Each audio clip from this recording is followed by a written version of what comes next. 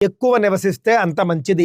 ఉసిరి చెట్టు కింద కూర్చుంటే మంచిది, ఉసిరి చెట్టు కింద భోజనం చేస్తే మంచిది, ఉసిరి చెట్టు కింద పూజ చేసుకుంటే మంచిది, ఉసిరి చెట్టు కింద కథాశ్రవణాలు, పురాణ కథాశ్రవణాలు చేసుకుంటే మంచిది. ఈ విధంగా చాలా చెబుతారు. కార్తీక మాసానికి ఉసిరి చెట్టుకు అవినాభావ సంబంధము.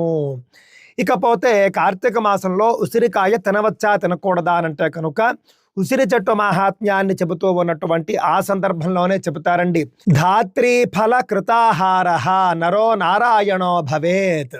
కార్తీక మాసంలో ఉసిరికాయను కానీ ఉసిరికాయలతో చేసేటటువంటి వంటను కానీ తిన్నటువంటి నరుడు నారాయణుడితో సమానుడవుతూ ఉన్నాడు అని అక్కడ అర్థం అండి.